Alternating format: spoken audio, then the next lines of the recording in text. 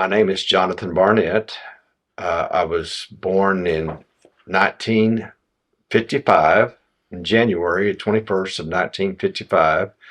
I was actually born at the Siloam Springs Hospital, which it's not there anymore. It's been torn down. And I spent the first 8 years of my life in Gentry, actually. My dad, we lived there close to the public school system. My dad was a Baptist minister, and he taught at the Gentry High School and also ended up being principal at the Concord High School. Dad's name was Ray Barnett. My mother's name was Laureen Hardcastle, was her maiden name, and they lived out on a farm. My mother's dad was his name was H.O., and they had he had close to 1,000 acres out close to where the Swepco power plant is now. In fact, I think 160 acres of his original farm is now part of the Swepco power plant. But he was a farmer, but his specialty was he was in the orchard business. He apples and peaches and pears, and that was the strong points. He also did strawberries. He did other produce type stuff, but the apples and the peaches were the main thing. And he had probably the largest orchard in Northwest Arkansas, and raised a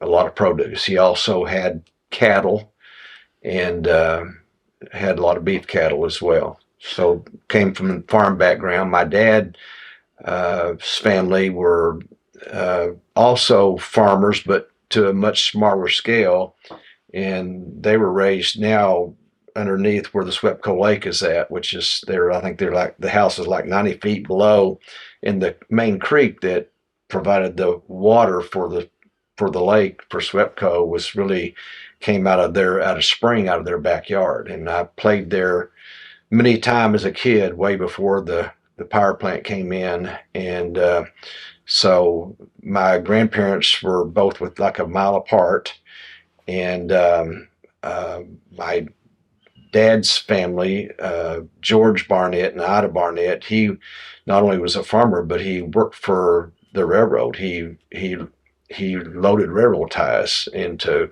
boxcars and unloaded railroad ties. So he was a very hard-working man and a lot of physical labor. So the family that I came from my parents and my grandparents, all very hard-working, very manual labor.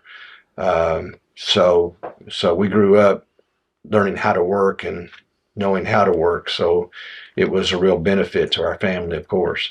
I'm number 6 out of 7, and I had 2 brothers that served in the military, Vietnam, and supported the Vietnam War. One was a pilot, Robert, and if you look around here in the office back in there, you'll see some of his memorabilia, but he flew over the Ho Chi Minh Trail a lot. My brother David was kind of more of a support side in the Philippines and in Taiwan and other locations that were supporting the Vietnam War. My dad was a World War II veteran, served at Okinawa, went over on a ship, came back on a ship. And so I had an uncle, that my mother's older brother, that was killed in the Battle of St. Lo. So had an uncle that served and didn't make it through the war.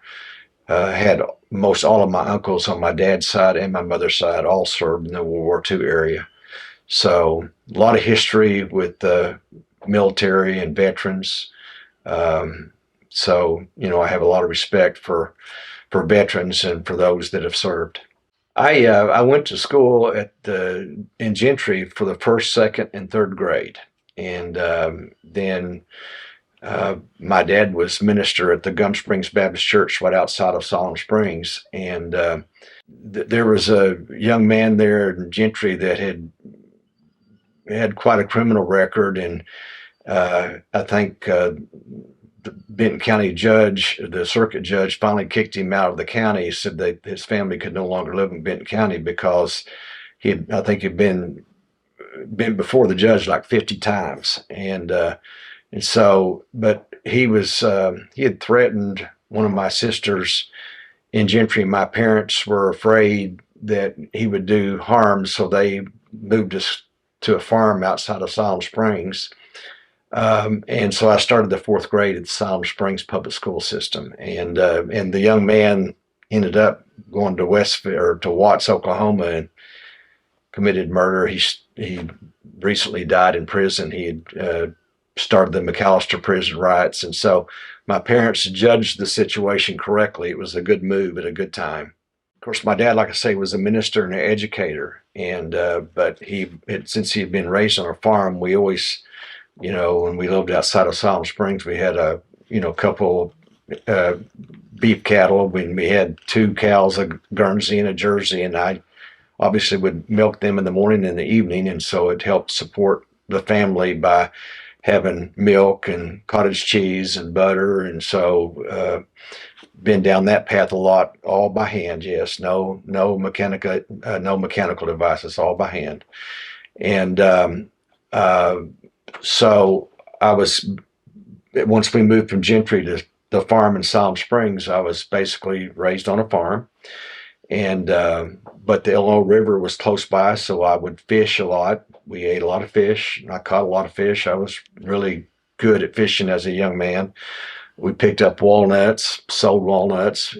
We picked poke in the spring and sold it to Allen Cannon Company. My dad always had a unbelievable garden, so we knew how to garden. We cut our own wood and had a wood fireplace. We had chainsaws and axes, but the chainsaws were somewhat primitive, based on what we see today. But still, we had chainsaws, and but a lot of splitting wood with axes and wedges, and we had chickens, but they were chickens not in a chicken house, just kind of roamed around. And so we had eggs, and we had chickens to eat. So, basically back, and that would have been in the 60s. And so as you well know, that was back in a time where farming was still important to our economy in Northwest Arkansas, and a lot of people still depended upon the farm for their food. And Benton County obviously was very rural at that time in the 50s and 60s, and farming was still very, very big. Farming's still big to this day, but cattle farming and row crops, you had Allen Cannon Company, and so there were a cannery. So there were just a lot of agriculture in Benton County in those days, and again, still a fairly significant amount today. Well, of course, in those days, it was cold in the morning in the winter, so until you stoked the fire and got the fire going, you kind of moved around pretty quick. And in the summer, you didn't have air conditioner, at least we didn't, and so we had opened the windows up and had fans. But when you're from a large family, which I was, and you don't have much, but when you don't have much, but you know how to work, you don't look at your situation. A lot of people are in the same situation, and you grew up knowing how to be self-sufficient and how to work. And it's like I always tell people, my dad never ever depended on government for anything. He always made his own way. And even though life was difficult when you had a large family, you got after it. And so my parents knew how to work and came from a working environment when they were raised, and it was passed on to the seven of us children, and we all knew how to work. Well, of course, as a young man, I told you I milked two cows every day, once in the morning, once in the evening, and fished and picked up walnuts and picked poke and worked in the garden, cut wood, fed the chickens. And then when I was older enough to push a lawnmower, I became a lawn boy. And so I started out, mowing yards, and my mother would take me into Siloam, and I would mow people's yards with the push lawnmower.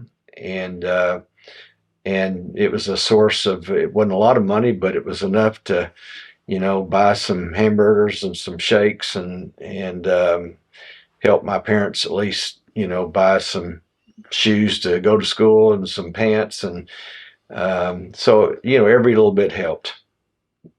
It's, I tell people that I may be a bit unusual, and that is, even as a teenager, I had a built-in passion. I was just born with it, and I cared about the political environment, and it always interested me. And even at a young age, I was knocking on doors in 1965, 66. As a young person, I was knocking on doors for Win Rockefeller when he was running for governor, and I was knocking on doors for John Paul Hammersmith when he was running for Congress. And uh, there was a gentleman in Siloam Springs by the name of Preston Bynum, and Preston and his dad were in the car business. And I got to Preston always took an interest in young people, and I was probably one of those young people that he took interest in. And I would I would go with Preston to political meetings when I was 13, 14, 15 years of age, and I would ride the back seat of his big Chrysler, and wherever Preston went, I went too. And I had some role models with Preston, and a gentleman by the name of Jim Sheets in Siloam Springs that had a men's clothing store that was involved politically, and that's kind of where I got started. I started going to Benton County Republican committees probably in 68, 69, 70. And then when I was old enough to join the committee at 18 years of age, I joined immediately. And that would have been 1973 that I would have joined the Benton County Republican Committee. And that was really the early stages. People don't realize the history of the Republican Party in Benton County, but it basically started in Siloam Springs. And there was some older gentlemen in the community, and I couldn't tell you some of their names, but they would meet at a dairy bar once a month, and Preston Bynum was involved in that. And they eventually, recruited a Siloam Springs guy to run for county sheriff. His name was James Pearson. He was the first Republican elected in Benton County since Reconstruction. And we got him elected county sheriff. So he was the only Republican that we had in Benton County at the time. And then the first Republican to get elected to statewide office, which was a state house seat, was a guy named Jim Sheets. And Jim was involved in Kiwanis. He was involved in the Siloam Springs Chamber. He had a men's clothing store at Highland Park, and that was his primary livelihood, is men's clothing. But he was the first Republican elected to the state house in Arkansas, and that would have been probably in 68. But anyhow, and Jim served for like one term, and back in those days, the roads weren't good, and so it'd take you 5.5 hours to drive to Little Rock, and it was basically a citizens' legislature at that time. It really was a personal sacrifice to serve, especially when you live as far away from the capital. From Siloam Springs, it was a long drive, and we didn't have the infrastructure, the roads that we have today. And so, but Jim did it for 2 years, and he realized that he just couldn't afford to do it anymore and make a livelihood for his family. So he stepped aside, and then Preston Bynum ran. And Preston had been on the city council at he was elected to Siloam Springs City Council at age 21, and then served and then ran for the state house. And so he was really the second Republican to get elected. And Preston was, in the House, there were 99 Democrats and one Republican.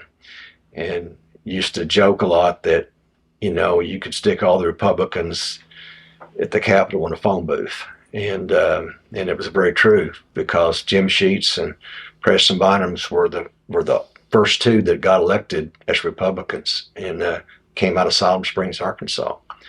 And so that, and then when I was probably 15, I was very active in going to Benton County Republican Committee meetings. And back in those days, it was a very small group. I mean, we had Beth and Cass Huff, who were kind of involved in, to tell you who Beth and Cass Huff were. They had come from Michigan, and Cass is the one that really started Daisy Heading, or Daisy BB Daisy BB there in Rogers. And of course, that was the first major manufacturing company in Benton County. Northwest Arkansas was the Daisy company, and they made BB guns. And back in those days, Daisy was a big deal, and a lot of kids had Daisy guns. And but Beth and Cass were very helpful to help us get a Republican Party started in Benton County. And then, of course, you had Preston Bynum, and the Cuffs had the Beth and Cass Huff had a guy named Jack Powers who worked at the Daisy plant, and he was kind of one of their representatives to help organize the county committee. And so it started as a real small group, and I was there. I was part of it. And even as a young person, not knowing a lot, I was very interested, and I was very much there to help build the party. And obviously we started picking off one position at a time. And of course, today we're the majority party. In fact, there aren't any Democrats elected at the county level or in Benton County. They're all Republicans, but it's because of people like myself and others who have worked hard to build the conservative movement in Benton County. When I was 16 years of age, because of my political involvement, became chair of the Teenage Republicans of the state of Arkansas. So I served on the state Republican Executive Committee at 16 years of age, and have pretty well served on that committee since that time. So that had been about 1970.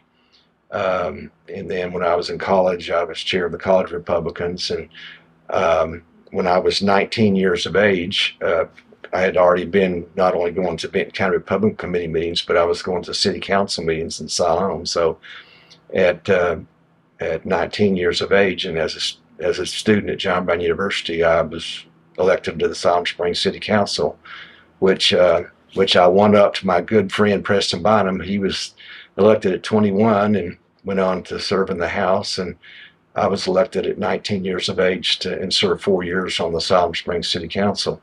One interesting fact about Preston Bynum: Preston went on to become chief of staff for Frank White when Frank was governor, and so that would have been in 1980.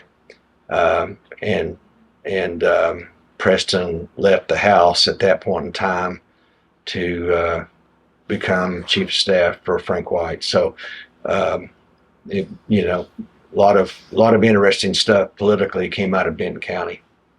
Because Arkansas had the McClellans, had the Bumpers, had the Pryors, and then the Clintons.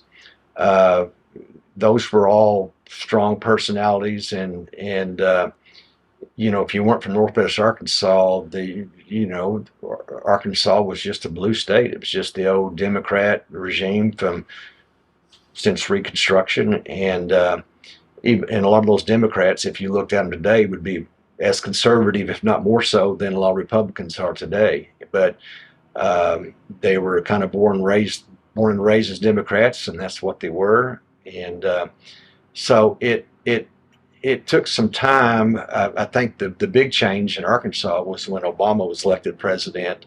I think a lot of Arkansans realized that they just weren't that far to the left. They were more conservative, and that's when the switch really started at the state level. Now, um, it was it already changed in Northwest Arkansas and Benton County. In fact, if you wanted to run for public office at the state level, it didn't matter if you were a Mike Huckabee and you were from Hope, Arkansas, or Texarkana. If you wanted to run as Republican statewide, you had to win Benton County. Benton County, the most of the Republican vote came out of Benton County, so you couldn't get elected at state level unless you came to Benton County and campaigned hard here and won in Benton County. That was the prerequisite, and today it's not that way anymore. But still, a lot of the vote comes out of Northwest Arkansas and Benton County. Well, I actually met Mike Huckabee in 1972, and I met Mike at the Arkansas American Legion Boy State program, and I was actually an alternate delegate from Siloam Springs. The American Legion were sending, at that time, 5 young men from Siloam Springs to the Boy State program, and I actually wasn't one of the 5 that was picked, but I was one. I was an alternate, so one canceled and I got to go. But it was at Camp Robinson there in North Little Rock, and of course, it was at a military camp, and so we kind of. The Boy State program at that time was kind of military rules, and but the purpose of the program was to go and to learn about civics, to learn about how to run for public office, both in back that time as the Federalist and the Nationalist Party. And you would hear political speakers that would come in, the governor, a congressman, senator, state reps, state senators, and so it was an educational experience. And so when I was there, I, being from Siloam Springs, met a young man from Hope, and his name was Mike Huckabee. And Mike, I realized at that time, had some gifts and talents that a lot of us young men weren't totally blessed with. There were some God-given talents that Mike had, and so Mike ran for governor of Boy State. Dale Bumpers was governor at the time. Mike ran for governor, and out of 1,200 votes, Mike probably got like 1,050 votes. So and I ran for the Boys Nation, which was the U.S. Senate, and out of 1,200 votes, I won by 2 votes. And but I won. And but I told Mike Huckabee at 16 years of age, I said, Mike, I was already involved in politics. I was already chair of the Teenage Republicans for the state and on the state Republican Executive Committee, and was going to my first Republican National Convention in Miami Beach, 1972, for Richard Nixon. And so I was already involved, and my conversation with Mike Huckabee at the end of Boy State was, Mike, I'm going to run you for public office one of these days. You're you've got a lot of talent. We need your talent. The party needs your talent. You're conservative, and I'm going to run you for public office one of these days. And even though that was 1972, but 20 years later, in 1992, I actually chaired Mike's. I talked him into running for. Tried to get him to run for Congress in the 4th district, but he wanted to run for the United States Senate, and I couldn't change his mind. So at that time, we recruited Jay Dickey, and of course, Jay did win the 4th congressional district, beat Burl Anthony, who was a longtime Democrat there. And but Mike wanted to run against then Bumpers, who had been governor, and then was a 3-time U.S. senator and very well thought of, and had over $2 million in the campaign fund. But that's the race Mike wanted to run, and so I chaired that race. And of course, Mike didn't win. He got like 38% of the vote. He won Benton County. And but as you well know, that same year in 1992, not only did Mike lose the U.S. Senate race, but Bill Clinton won the presidency. And so consequently, Bill Clinton left the governorship to become president, which left a vacancy. And so our lieutenant governor became governor, which was Jim Guy Tucker. And then so I told Mike, I said, Mike, you just got through running the statewide race. You know, the lieutenant governor position is open. You need to run. And he did. And surprisingly, we won. Mike won lieutenant governor. And at all odds, nobody predicted it, but Mike was a hard campaigner, had been all around the state, and his message resonated with the citizens of the state of Arkansas, and he won. And then as the course of history has shown us with Whitewater, when Whitewater took place with with the Clintons, because of that Kenneth Starr investigation and all the happenings that went along with that, then Jim Guy Tucker was indicted over the Whitewater scandal, and ended up having to resign. And Mike was lieutenant governor; he became governor. So then, the rest is history, and you can talk about that for a long time. But anyhow.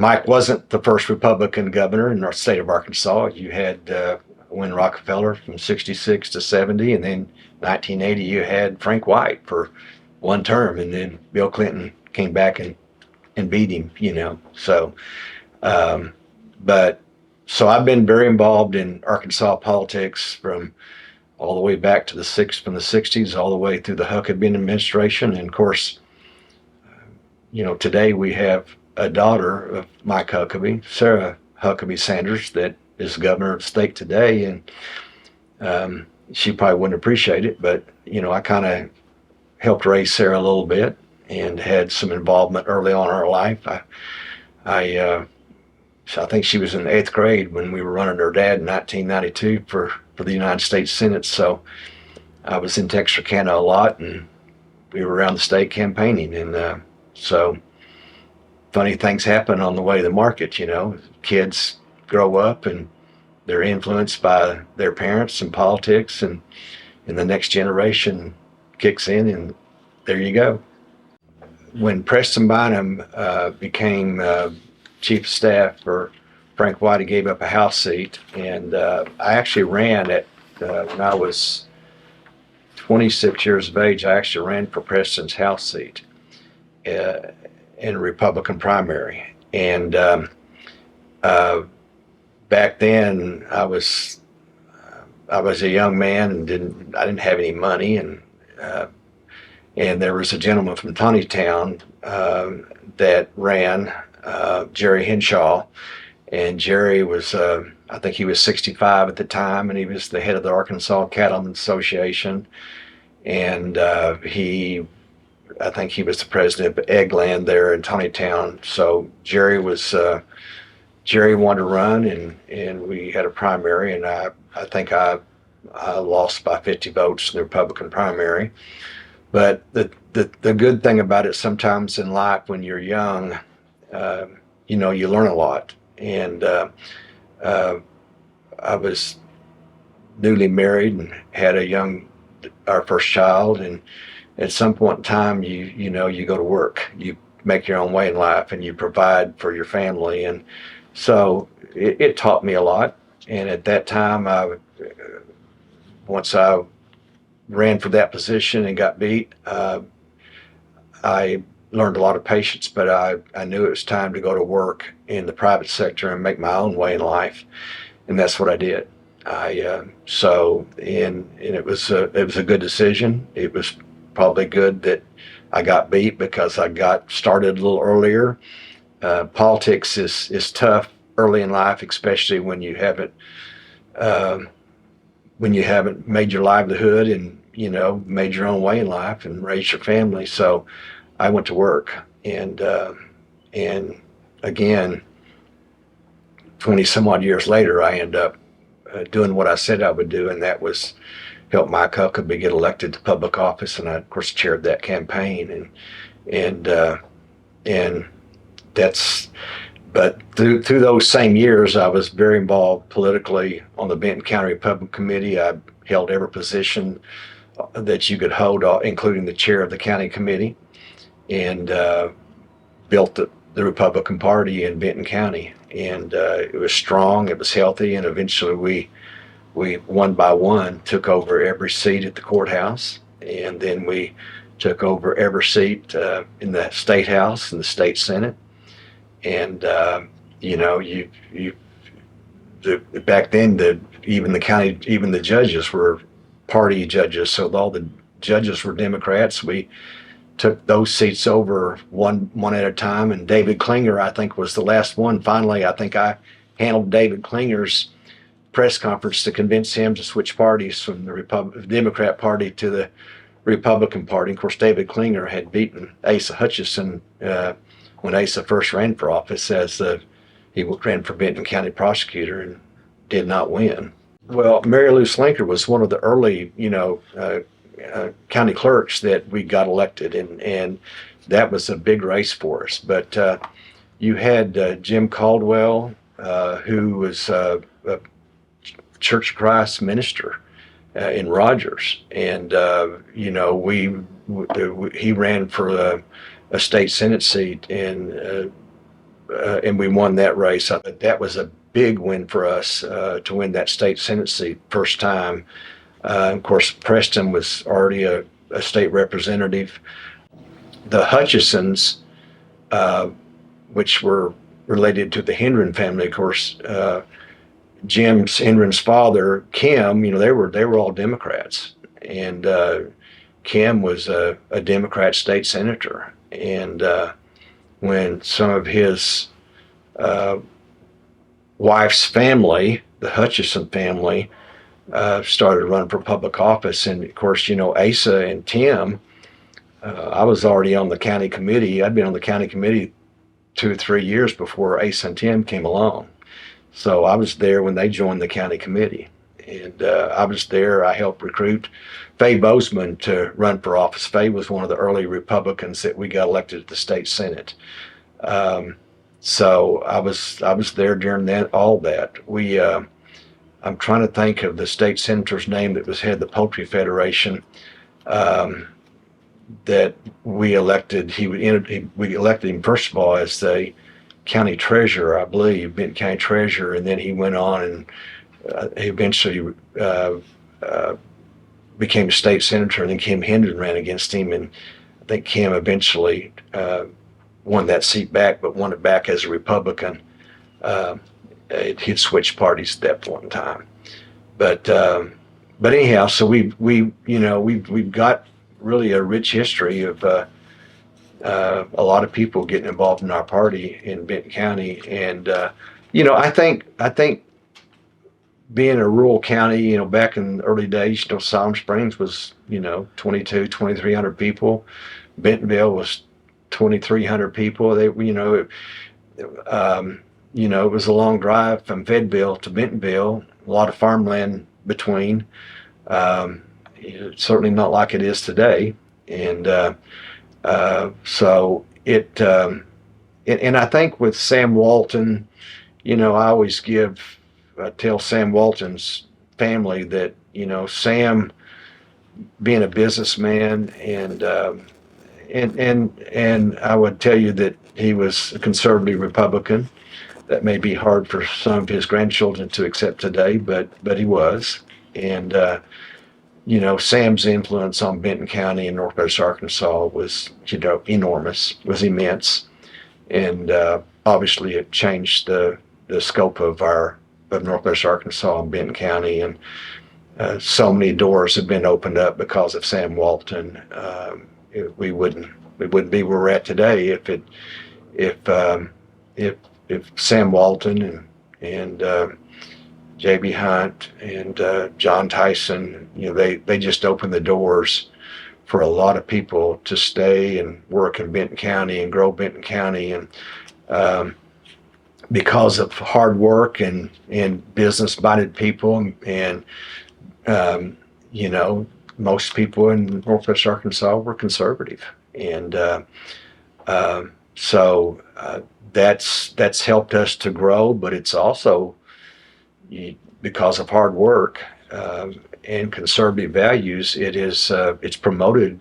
You know, people who work hard for a living and have to, you know, pay for the utility bill and feed their families and make mortgage payments. A lot of those people understand the value of hard work, and most of them are conservative in nature.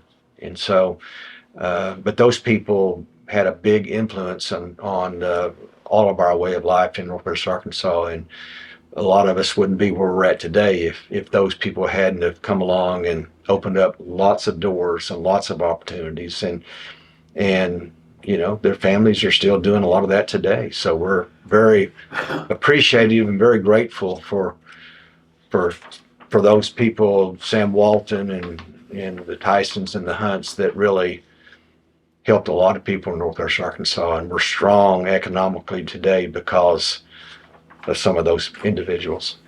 You know, I took Bobby Hopper's place, and the challenges were that politically, you know, we were still very much a Democrat state, uh, and the third district had become Republican, but the the first, second, and fourth district were Democrat, and all the state constitutional officers were Democrats up until really the point that Mike Huckabee really it changed some during Mike's tenure, but um, the legislature, who you know controls a lot of the funding for highways, it was just hard for them to invest the amount of money in Northwest Arkansas because we were growing. And so in the traffic counts for, you know, we were having increased traffic counts, and yet as we were growing, some of the rest of the part of the state was really not growing so much. And but when you've got, you know, highway dollars, and you want to invest those dollars where the traffic counts are and where the population is growing, the jobs are being produced. But if you were from southern Arkansas and you weren't growing, in fact, in some cases having population decreases, you wanted that money to continue to flow into those areas because that was part of their economic development. And you know, if you were ever going to grow, you had to keep money flowing to that part of the state. So there was a lot of competition, I think, at the time with the money where you invest in highways and infrastructure in the state, and it's probably to a certain extent a challenge to this day. But you know, you don't want to stop growth in South Arkansas or East Arkansas. You want them to have opportunity as well. So you do care about, you know, the dollars that they receive, and you got to care about everybody in the state of Arkansas. But when you have increased traffic counts and increased growth and population growth like we've had in Northwest Arkansas, you have to invest. And obviously, I served 10 years on the Highway Commission from 1999 to 2009. And as a highway commissioner, you know, it's a volunteer position. People don't realize that, but it's not a paid position. And but the Mac Blackwell, the legislation that set up the Highway Commission as we know it today. So I would go to Little Rock during the session, and I would lobby for highway dollars as a highway commissioner. And it was difficult because, you know, everybody's for highways and everybody wants to support you, but, you know, but by the way, I'll support a highway bill, but you're going to have to do this highway project here in this county and this project, or if you want my vote, you've got to promise me those projects. And of course, you can't do that because you don't have enough money to pay everybody's, you know, highway projects. There's just, you know, for every 10 projects you want to do, you might have enough money for one if you're lucky. And so I was not real successful lobbying for those tiers at the legislature. So it was difficult. But because I built relationships during those 10 years with members of the legislature, I ran for the when my term ended as highway commissioner. I had immediately ran for the legislature and won from Siloam Springs, Northwest Arkansas, Benton County, and and was pretty quickly appointed as chair of transportation in the House. And so it was my highway bill with the half-cent sales tax that's really has transformed transportation in Arkansas. It was my bill, and a lot of politicians in the state of Arkansas gave me a hard time because it was, I'm conservative Republican, yet it was a half-cent sales tax, a tax, and I think I had 17 Republicans in the House voted for it, and all the Democrats voted for it. And in the Senate, it was similar. And I think Beebe, who was governor at the time, wasn't necessarily for it. But I convinced I'd convinced certain members of the legislature that, look, let me take this to the vote of the people. I know that you all don't want to go on the record as a member of the House or the Senate is voting for a tax, but let me at least get it on the ballot. Put me on it. Let me have a referred act. And so they did. And Madison Murphy, who was at that time was chair of the Highway Commission, I'd served with earlier, put $1 million of his own money into educating the citizens of Arkansas. And we got the half-cent sales tax passed, and that created, a lot of new money, over $250 million a year of new money to go into highways in Arkansas. Infrastructure was badly needed in the state. We were losing a lot of good contractors. Infrastructure wasn't that good, and the interstate system needed to be rehabilitated. Northwest Arkansas was growing. The rest of the state needed continuing flow of dollars to take care of infrastructure. And the gas tax, the fuel tax, for every penny increase in fuel tax, it only raised about $12 million a year. And people were tired of high fuel taxes, and there was no appetite for increase in gasoline tax. So the half-cent sales tax really transformed transportation in Arkansas even to this very day. We wouldn't have near the infrastructure in Northwest Arkansas, or even throughout the whole state today. We wouldn't have 6 lanes of I-49. We wouldn't have the Bella Vista bypass. We wouldn't have the Springdale bypass. We wouldn't have the Walton Boulevard. We wouldn't have the 72 improvements out to XNA. There's just so many projects in Northwest Arkansas that would have never taken place without the half-cent sales tax. And it's, as a citizen of Siloam Springs in Northwest Arkansas, I know that it saved Northwest Arkansas. It was taking an hour and a half to drive from Fayetteville to Bentonville to go to work at Walmart at the headquarters. And it was, you had 2-lane roads and 4-lane roads, and you did not have good infrastructure. And it put Arkansas and Northwest Arkansas on the map, and we're still there today doing very well. And I'm very proud and very pleased to have been part of that.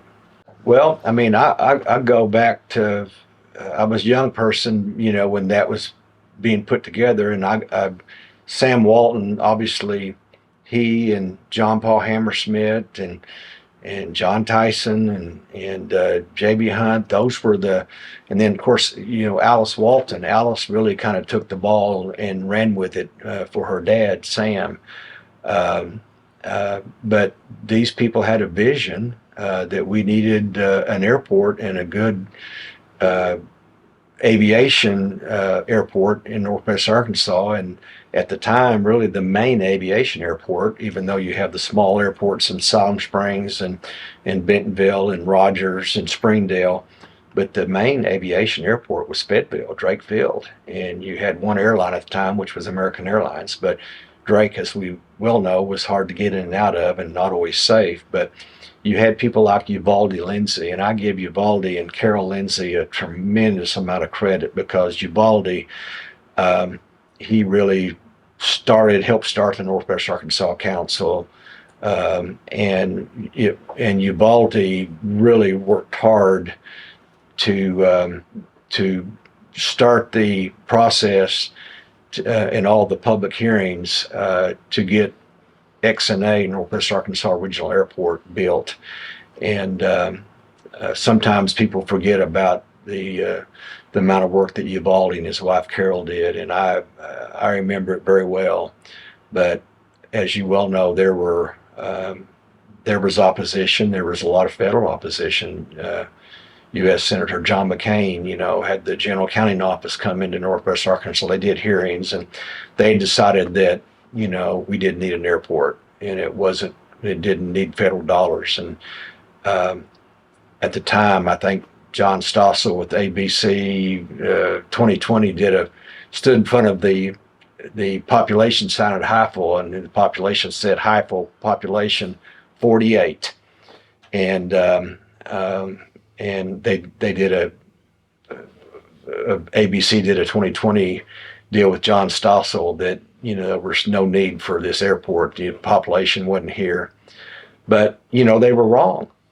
They were wrong, and sometimes in life, not everybody's right, and they didn't anticipate the growth that we were going to have. And today, not only because of the vision of some of these people, we have not only a very strong and economy, but Northwest Arkansas Regional Airport, National Airport, XNA, is thriving, and we're a big part of the success story of Northwest Arkansas. We've got, not only American Airlines that has multiple flights in and out every day, but you've got Delta Airlines, you've got United Airlines, you've got Frontier Airlines, you've got Allegiant, you've got Breeze Airlines, and probably within a year or two we'll have over 1 million embarkments, enplanements coming in and out of Northwest Arkansas. And so it has been a real success story, and the traveling community, the people that travel, whether it's for business, used to the biggest part of the traveling community at XNA was the business community, and today it's really a lot of it's leisure travel. People are traveling in and out. We at one point had 27 nonstops. I think we've got 22, 23 nonstops now. But it's a growing airport, and it's really servicing the needs of travelers in Northwest Arkansas. It's changed the direction of travel here for us, and I'm confident that it will be very important to economic growth in Northwest Arkansas for many years to come. John Brown University has really been one of the mainstay universities in Northwest Arkansas since 1919. Private, non-denominational, Christian college. A lot of us have been privileged to go there and graduate from there, and it's given a lot of us, even though we were all raised right with good parents, again, it was a continuation of a good Christian education that helped us all realize, give us a moral compass, and it gave us good, strong Christian values, conservative values. And so I think John Brown University has been a very important educational institution in Northwest Arkansas, helped educate a lot of young people. So I'm very grateful for the college that I attended there. John Brown III, who was at one point the president of the college, I actually convinced him to run for a state senate race in the 90s, and chaired his race, and he served in the state senate for a few years, and then went on with the Wingate Foundation and made a lot of difference in the lives of people in Northwest Arkansas, and the families of the Hutchison family, which is the shoe family from, that did the shoes at Walmart. And so the Wingate Foundation has been very important to Northwest Arkansas. Um, I I I actually went into the construction business once I graduated John Brown University, and until the economy went south in 1979 and 80, and interest rates, as you all know, went to about 21%, and there weren't a lot of jobs around here. So I went offshore and worked I was in ballast engineer for a semi-submersible drilling rig in Green Canyon Block 154 in the Gulf of Mexico. I worked for Zapata and helped operate a big offshore drilling rig for 2 years when the economy was bad here. So I did have to leave for a couple of years, but I commuted back and forth, 2 weeks on, 2 weeks off. Thought that was interesting early on. The one thing that really helped Northwest Arkansas also was the development of Beaver Lake. And Bob Crafton and Jim Toll, the Crafton Toll engineering firm there in Rogers, they were old highway guys. Bob Crafton originally started out working for the highway department as a highway engineer, and then left and started his own business. But those guys were early people that had the vision for Beaver Lake and working with the Corps of Engineers. And the White River, it was a water source, but the Beaver Lake Dam and the development of that lake and having a water source there and even recreation really has been a big important factor also in the development of Benton County. A lot of people have forgot about that. They don't realize it, but it was a big part of the development of Northwest Arkansas. So I wanted to mention something about Beaver Lake and Bob Kraft and Jim Toll. These guys were early guys that had vision that a lot of people didn't have, and I'm very grateful for people like that. I've been in Benton County all of my life, and when I graduated high school in Siloam Springs in 1973, and I go back to, looking at Bentonville and Siloam Springs, and we were similar in size. And from about that point on, Bentonville really, because of the Sam Walton and the development of Walmart, it just took off. And today, even though Siloam Springs is still very much part of Benton County, and we've had good growth, but Bentonville and Rogers has really grown and really transformed, and it'll never be the same. I mean, it's a lot of good jobs in Northwest Arkansas, a lot of good paying jobs. People, one of the fastest growing places in the nation, right here in Northwest Arkansas.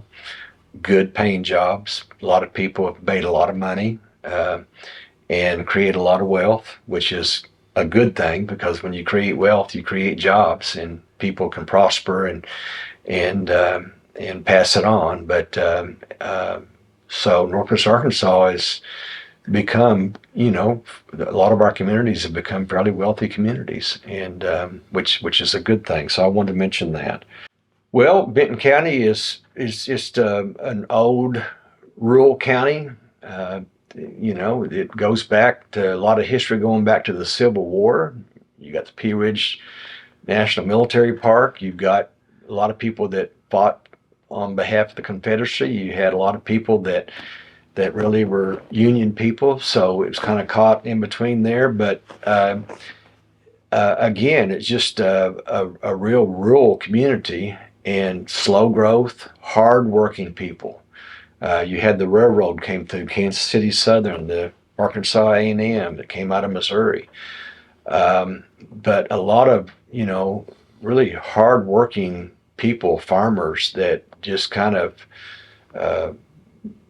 hard life, hard living, but, good foundation, good values,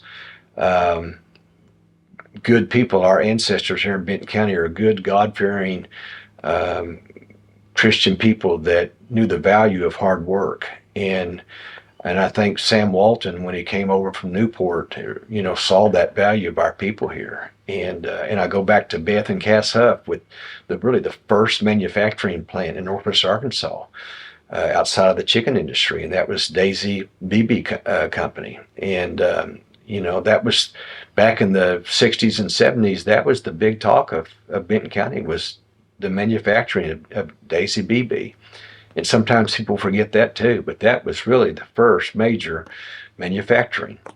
And so, but we've come a long ways, and we're very fortunate.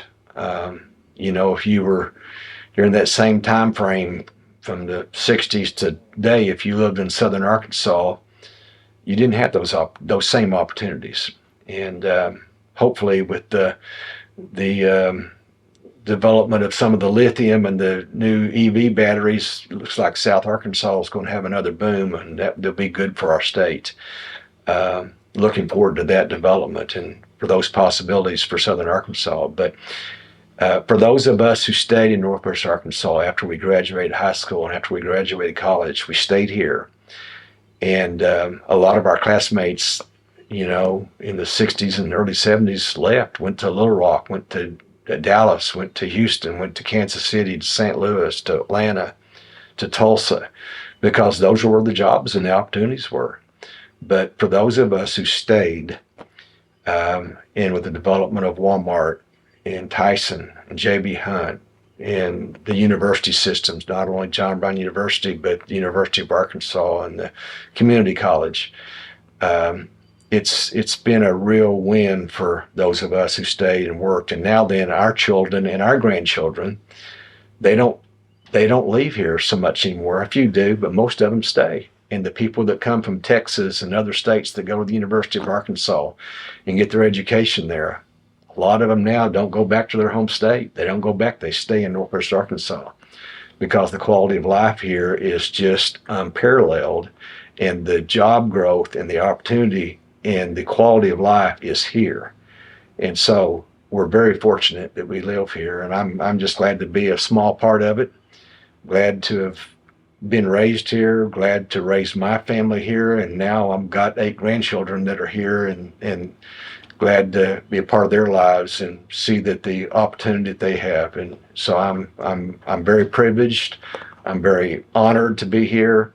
I've been fortunate enough to have a lot of public service in my life, and I wanted to add most of that public service has been volunteerism. It's not been paid. It's been taking care of your constituents and caring about your people and doing it on a volunteer basis, and that's been my life. I've made my livelihood in the private sector. But again, I'm very grateful and very blessed, and I think I speak for a lot of people that live here in Benton County in Northwest Arkansas. We're very blessed. If you look at our history and where we've come from and how we've grown and how we've gone from agri-based to both agri and business-based, and being able to make a livelihood and support we all have a lot in common. That is that we all trying to make enough money to feed our families and raise good kids and to be sure that they're, well educated and have the same opportunities that we had, that we had growing up. And so my favorite thing about Benton County is that all the people that have been a part of this growth and been a part of job creation and economic development, that's my favorite part about Benton County. We've come a long ways, but we've gotten there through hard work and through patience and kindness and respect for others, and lots of good people. So many people, they're way too many, numerous to mention, but again, we've been blessed with being here and having the opportunity that we've had, and I'll be forever grateful.